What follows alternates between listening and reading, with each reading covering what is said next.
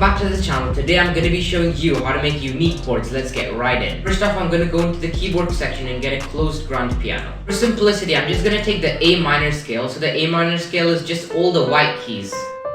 But the 7th note of this scale is raised up 1, so it becomes a G sharp. This gives an even darker feel to the melody. The root note in this case would be A, since we're in A minor. Instead, I'm going to take the 6th note instead, that would be F, but I'm going to pitch it down so that we still have some of the bass notes. Instead, I'm going to make A the 3rd bass note of the chord progression.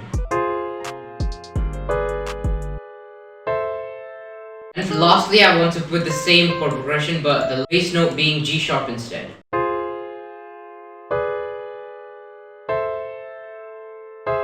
If you notice, this F is quite low compared to the other notes, so I'm going to lift it up 1 octave. This is my second technique, inverting the chords.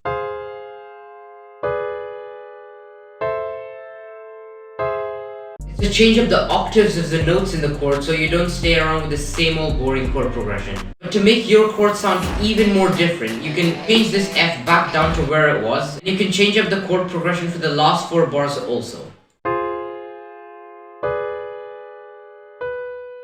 Just following the top notes, it just feels like these two should be the last 2 notes to finish it off. B's. Since B is our top note, the bottom note of the chord must be an E major.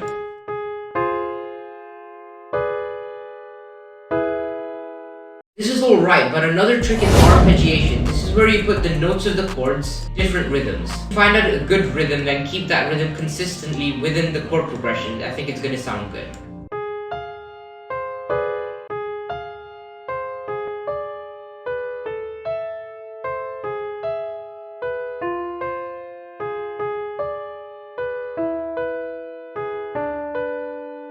Already starting to sound quite nice, but it sounds a bit too digital for me, and to make it more realistic, randomize the velocity of the notes. So go Alt R, randomize the velocity of the notes by messing around with this knob.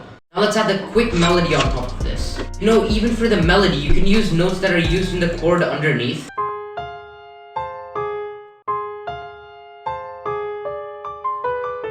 For the next 4 bars, even though I'm going to try and keep the same notes of the melody, I'm going to change up the rhythm a little bit. I'm continuing to use the same notes of the chords right here. These 2 patterns, expect them to anticipate another 2 notes going down like this, but instead I'm going to add a bit more syncopation. Just like the chords, I'm going to take all of these notes, press Alt R, which randomizes them. I'm going to mess around with the velocity.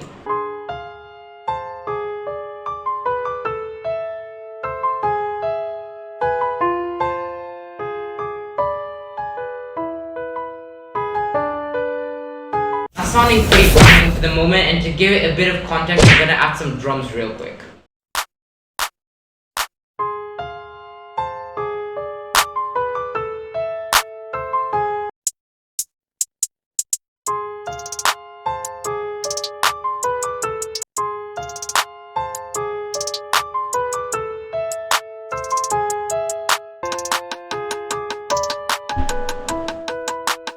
I'm going to use this for the 2-step instead of the hi-hats.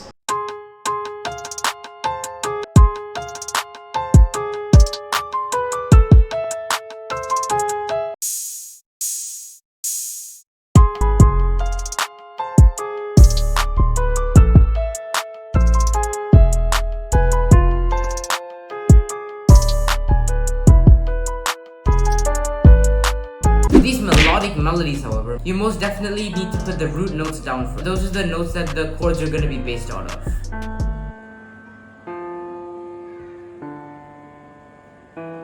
That sounds fine. Now let me add the chords on top. This is an inversion of the chord, so I just lifted it up 1 octave, but before I do that, in fact, I'm gonna copy all these root notes and push them down 1 octave. Just like the previous melody, I'm gonna give a different rhythm to the chords by taking every middle note and pushing it back a little bit.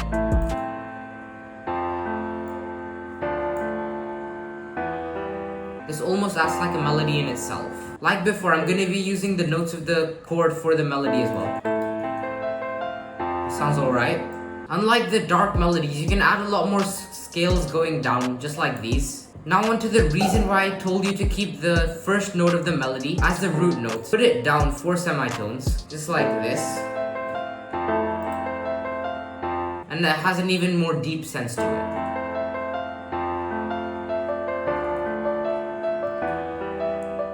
I'm just gonna adjust this melody ever so slightly just to make it a bit more different.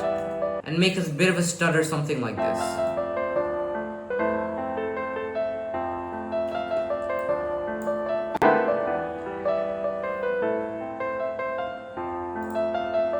This is sounding good so far. I'm gonna leave it at that. Thank you for watching. If you've liked the video so far, make sure to give it a big thumbs up and watch how to make good drum patterns right over here. Thank you for watching. Subscribe. See you next time.